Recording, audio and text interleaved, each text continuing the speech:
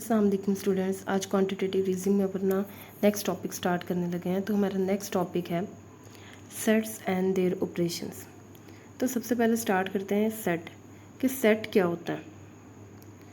What is a set? A set is a well defined collection of distinct objects. कि एक set जो है वो डिस्टिंक्ट ऑब्जेक्ट्स की वेल डिफाइंड कलेक्शन है। डिस्टिंक्ट ऑब्जेक्ट्स से क्या मुराद है? डिस्टिंक्ट ऑब्जेक्ट्स का मतलब है सेट के सारे एलिमेंट जो है वो क्या होने चाहिए? डिफरेंट। डिस्टिंक्ट का मतलब होता है डिफरेंट। तो सेट का हर एलिमेंट जो है वो डिफरेंट हो, सेट में दो एलिमेंट जो है वो सेम ना हो।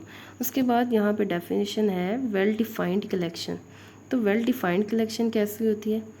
वेल डिफाइंड कलेक्शन का मतलब होता है ऐसी कलेक्शन जिसमें कोई एम्बिगुइटी नहीं है।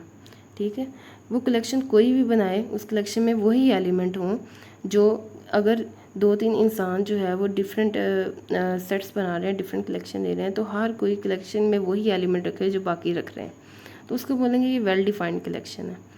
इसके लिए एक एग्जांपल देखें। अब मैं कहती हूँ कि मैंने एक कलेक्शन लेनी है, किस चीज़ की कलेक्शन? Collection of colours. ठीक है, तो हर किसी की कलेक्शन ऑफ कलर सेम होगी, यानी कि ब्लू, वाइट, ग्रीन, सबको पता है कि ये कलर्स हैं। तो जब आप कलेक्शन ऑफ कलर्स देंगे तो ज़ाहिर बात है जो एक के लिए कलर है वो दूसरे के लिए भी कलर है। लेकिन अगर मैं कहूँ आपने ऐसी कलेक्शन लेनी है, कलेक्शन ऑफ फेवरेट कलर्स, तो अब देखें फेवरेट जो है वो हर किसी के लिए डिफरेंट होगा। हो सकता है कि आपको जो कलर पसंद है वो किसी दूसरे को ना पसंद हो। ठीक है, यानी कि फेवरेट जो है वो एक एडजेक्टिव है, हर किसी के लिए, हर किसी का जो फेवरेट कलर है वो डिफरेंट होगा, तो हर कोई अपने हिसाब से जो है वो फेवरेट कलर्स की कलेक्शन बनाएगा। तो इस तरह जो कलेक्शन बनेगी वो वेल डिफाइंड नहीं है, क्योंकि हर कोई जो है वो फेवरेट कलर्स की कलेक्शन डिफरेंट रख रहा है, उसमें डिफरेंट एलिमेंट्स आ रहे हैं। तो ऐसी कलेक्शन को हम वेल डिफाइंड नहीं कह सकते, और जो कलेक्शन वेल डिफाइंड नहीं होगी वो एक सेट नहीं बनाएगी। तो सेट के लिए क्या क्या इंपॉर्टेंट चीज़ें हैं? सेट के लिए जो कलेक्शन है वो क्या होनी चाहिए? वेल डिफाइंड होनी चाहिए। और ऑब्जेक्ट्स जो है वो क्या होनी चाहिए? ऑब्जेक्ट्स का मतलब है सेट के एलिमेंट्स जो हैं वो डिफरेंट होने चाहिए। तो अब देखते हैं सेट की कुछ एग्जांपल्स। तो पहली एग्जांपल है, सेट लिखा हुआ है सेट ऑफ 1 2 3 4। ठीक है, ये सेट जो है सेट को रिप्रेजेंट करने का क्या तरीका है कि आप एलिमेंट्स के बीच में क्या लगाएंगे? कोमा। और सेट को क्लोज किससे करेंगे? आपने इसको क्लोज करना है कर्ली ब्रैकेट से। तो ये जो आपने बनाया ये क्या है? Set of natural number. देखिए 1 2 3 4, ये चारों जो है एक नेचुरल नंबर है फ्रॉम 1 to 4। इसके बाद देखें सेकंड है एप्पल, बनाना, ऑरेंज। तो ये किस चीज़ की कलेक्शन है? आपको पता है ये तीनों जो है ये फ्रूट्स हैं, तो ये है सेट ऑफ फ्रूट्स। इसी तरह है रेड, ब्लू, ग्रीन, तो ये क्या है? Set of colours. और इसके बाद है एम्प्टी सेट। देखें ब्रैकेट के अंदर कोई भी एलिमेंट नहीं है, तो एम्प्टी सेट क्या होता है? एक ऐसा सेट जिसमें कोई भी एलिमेंट ना हो। एम्प्टी सेट को आप जो है वो इस तरह भी रिप्रेजेंट कर सकते हैं 5 से। अब हम देखते हैं कि सेट को रिप्रेजेंट हम किस तरह से कर सकते हैं। अब देखें यहाँ पे जो हम रिप्रेजेंटेशन यूज़ कर रहे हैं ये क्या है? Tabular form. ठीक है, कि आपने एलिमेंट्स लेने हैं, कर्ली ब्रैकेट लगानी है, बीच में कोमा लगाना है, इसको बोलते हैं टेबुलर फॉर्म। अब हम बाकी मेथड जो है वो भी देख लेते हैं कि सेट को रिप्रेजेंट करने का कौन कौन सा मेथड है। रिप्रेजेंटेशन ऑफ सेट में पहला है रोस्टर मेथड, टेबुलर, दूसरा स्टेटमेंट फॉर्म, डिस्क्रिप्टिव फॉर्म, और तीसरा है सेट बिल्डर फॉर्म। तो एक सेट ले लेते हैं और हम तीनों फॉर्म को जो है वो उसी के साथ डिस्कस करते हैं। तो मैं वही फर्स्ट एग्जांपल में जो हमने सेट यूज़ किया था वही ले लेती हूँ। हमारे पास एक सेट है, सेट ऑफ नेचुरल नंबर 1 2 3 4। तो जब मैंने एग्जांपल बताई है तभी बताया है कि ये जो फॉर्म है जिसमें हर एलिमेंट जो है वो हमने कोमे से सेपरेट किया हुआ है, कर्ली ब्रैकेट से सेट को क्लोज किया है, इसको बोलते हैं रोस्टर फॉर्म और टेबुलर फॉर्म। ठीक है, सेकंड है आपकी स्टेटमेंट फॉर्म और डिस्क्रिप्टिव फॉर्म। तो ये कौन सी होती है? देखें अगर मैं इसी सेट को इस तरह लिखूँ, सेट लिख लेती हूँ दोबारा से 1 2 3 4, ये टेबुलर फॉर्म है। अगर मैं कह दूँ ये ए क्या है? Set of natural numbers, set of natural numbers from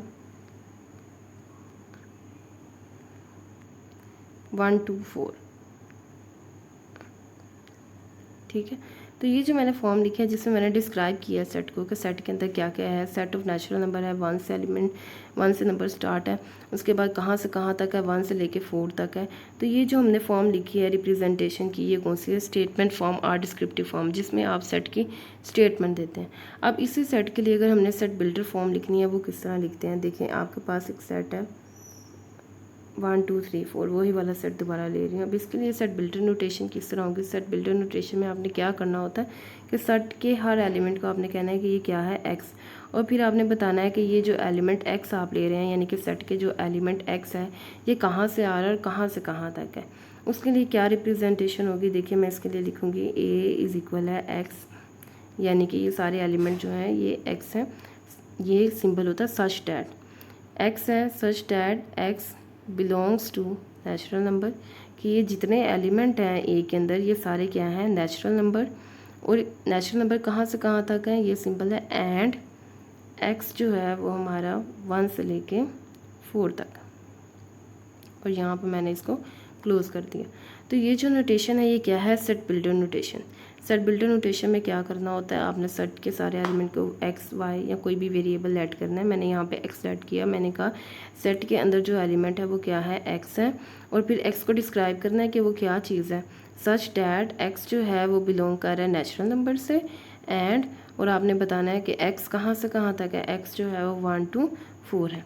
तो सेट बिल्डर नोटेशन जो है इसकी एक और एग्जांपल लेते हैं। जैसे हमने सेकंड वाला एक सेट किया था एग्जांपल्स में, सेट ऑफ फ्रूट्स, ठीक है। तो आपके पास एक सेट है एस जिसमें आपने फ्रूट्स लिए हुए हैं, मैंगो, बनाना, ऑरेंज, ये क्या है आपके पास सेट ऑफ फ्रूट्स है। तो इसके लिए सेट बिल्डर नोटेशन लिखनी है, आप ऐसे लिख सकते हैं x x such that x is fruit, और फ्रूट कौन कौन से हैं, फ्रूट आप बता दें, या आप इसी तरह का कह सकते हैं कि एक्स जो है वो क्या है, मैंगो, बनाना, ऑरेंज। ज़्यादातर जो सेट बिल्डर नोटेशन होती है ना वो हम जो है वो नंबर्स वाले सेट के लिए ही लिखते हैं। चलें आगे हम अपने मेन टॉपिक पे आते हैं, ऑपरेशन ऑफ सेट्स।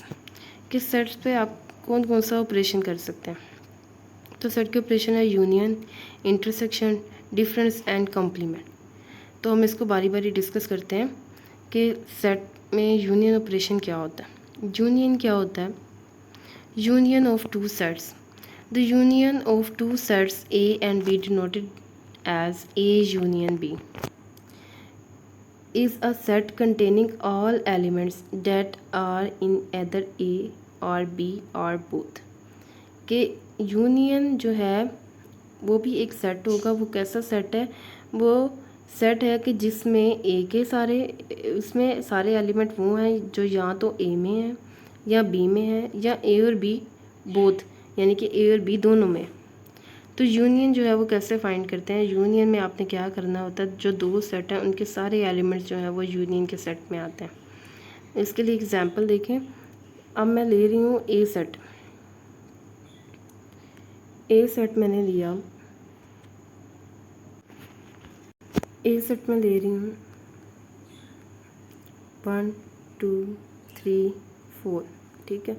और एक और सेट मैंने बी लिया जिसके एलिमेंट्स हैं 4 5 6। अब इन दोनों सेट्स का जो है वो मैंने यूनियन लेना है, ए यूनियन बी। तो वो कैसे लेंगे, यूनियन में क्या है, यूनियन में वो सारे एलिमेंट्स आएंगे जो या तो ए में हैं या बी में हैं या दोनों में। इसका मतलब है आपने ए और बी के सारे एलिमेंट्स जो हैं वो यूनियन में लिखने हैं। तो मैं स्टार्ट करती हूँ ए के एलिमेंट से 1 2 3 4, फिर बी के सारे एलिमेंट्स लिखें। क्योंकि 4 जो है वो ए में भी था तो हमने एक दफ़ा लिख लिया, इसको बार बार लिखने की ज़रूरत नहीं, क्योंकि हमने सेट की डेफिनेशन में भी डिस्कस किया था कि जो ऑब्जेक्ट्स हैं वो डिस्टिंक्ट होने चाहिए। तो आपने 4 को जो है वो 2 बार नहीं लिखना, एक बार ही लिखना काफ़ी है। उसके बाद आ जाएगा 5 और 6 और आपका सेट जो है वो कंप्लीट हो गया। तो ये जो हमने लिखा है ए यूनियन बी, और ऑपरेशन क्या है, ये ऑपरेशन इस तरह है कि आपने ए और बी के दोनों एलिमेंट्स जो है उनका एक सेट बनाना है। वो सेट क्या होगा, यूनियन सेट। नेक्स्ट देख लेते हैं intersection, intersection of two sets. तो इंटरसेक्शन क्या होता है, intersection of a set A and B दो सेट का इंटरसेक्शन जो है denoted as A intersection B, उसको डिनोट करें कैसे करेंगे, ए इंटरसेक्शन बी से। ये जो सिंबल है ना ये इंटरसेक्शन का था। यूनियन के लिए हमने ये यू जैसे सिंबल यूज़ किया, ये यूनियन के लिए है और ये जो है इंटरसेक्शन के लिए है। तो डिनोट किस तरह करना है, A intersection B is the set containing all elements that are present in both sets A and B, कि इसके अंदर वो एलिमेंट्स आएंगे, कौन कौन से एलिमेंट जो ए में भी हो और बी में भी हो, that are present in both set A and B, वो एलिमेंट जो ए में भी हो और बी में हो, यानी कि ए और बी के जो कॉमन एलिमेंट्स हैं वो हमने इंटरसेक्शन के सेट में इंक्लूड करने हैं। तो इसके लिए इसकी भी एक एग्जांपल देख लेते हैं। तो मैंने दोबारा से वही सेट ले लिए हैं ए और बी। ए में एलिमेंट्स हैं 1 2 3 4 और बी में है 4 5 6। अब इन दोनों सेट का जो है वो मैं इंटरसेक्शन लेना चाह रही हूँ, तो मैं लिखूँगी ए इंटरसेक्शन बी। ठीक है, ये ए इंटरसेक्शन बी की नोटेशन है। और डेफिनेशन क्या थी कि ए इंटरसेक्शन बी एक ऐसा सेट होगा जिसमें वो एलिमेंट आएंगे जो ए में भी हों और बी में भी हों। तो देखिए इन दोनों सेट्स में कॉमन एलिमेंट क्या है, 4 और 4। ठीक है, ये एक ऐसा एलिमेंट है जो दोनों सेट में है, तो ए इंटरसेक्शन बी में क्या आ जाएगा, 4। ठीक है, तो इस तरह जो है वो हम किसी भी दो सेट्स का जो है वो इंटरसेक्शन फाइंड कर सकते हैं। आपने क्या फाइंड करना होता है कि दोनों सेट्स में जो कॉमन एलिमेंट है वो इंटरसेक्शन में आ जाएंगे। नेक्स्ट ऑपरेशन करते हैं, डिफरेंस ऑफ टू सेट्स, कि दो सेट के दरमियान डिफरेंस जो है वो कैसे फाइंड करते हैं। डिफरेंस क्या होता है, given two sets A and B, दो सेट ए और बी गिवन हो, this set difference A minus B, A minus B जो है वो आपने कैसे निकालना है, और ए ओवर बी, इसको आप दो तरह से डिनोट कर सकते हैं, या आप बीच में माइनस लगा सकते हैं या आप कर सकते हैं ए ओवर बी, दोनों नोटेशन का मतलब सेम ही है। अब ये क्या होता है, difference is the set of all elements, उन सारे एलिमेंट्स का सेट डैट बिलोंग्स टू ए, जो ए से बिलोंग करें यानी कि ए के हों, but don't belongs to B, do not belongs to B, लेकिन बी से बिलोंग ना करते, यानी कि ए में से आपने बी के एलिमेंट जो है वो माइनस कर देने। तो इसकी एक एग्जांपल देखें जिससे आपको मज़ीद डेफिनेशन जो है वो क्लियर हो जाएगी। देखिए मैंने फिर से वही दो सेट ले लिए हैं ए और बी। ए के एलिमेंट्स हैं 1 2 3 4 और बी के एलिमेंट मैंने लिए हैं 4 5 6। अब ए माइनस बी क्या था, ए माइनस बी है एक ऐसा सेट जिसमें ए के वो एलिमेंट हों जो बी से बिलोंग नहीं करते। ठीक है, तो ए में अगर बी का कोई एलिमेंट है तो उसको माइनस कर दें, या ए में से बी के एलिमेंट निकाल दें। अब देखिए 1 जो है वो बी में नहीं है तो हम इस सेट में रखेंगे। ठीक है, ए माइनस बी में ए के वो एलिमेंट आएंगे जो बी में नहीं है। उसके बाद देखें 2 भी देखें बी में नहीं है तो हम इसको 2 को भी इस सेट में रखेंगे। उसके बाद है 3 भी देखें बी में नहीं है तो ये भी जो है ए माइनस बी में आ जाएगा। अब देखें नेक्स्ट एलिमेंट है 4, तो 4 तो बी में भी है। ठीक है, तो ए माइनस बी में हमने वो एलिमेंट रखने थे जो सिर्फ और सिर्फ ए के हों, बी में ना बी के ना हों। तो हमने ए माइनस बी में क्या रखा है, 1 2 और 3, और यहाँ पे आपका सेट जो है वो क्लोज हो जाएगा। ठीक है, तो इस तरह से जो है वो हम डिफरेंस फाइंड कर सकते हैं। डिफरेंस में आपने एक और चीज़ का ध्यान रखना है कि डिफरेंस जो है वो कम्यूटेटिव नहीं है।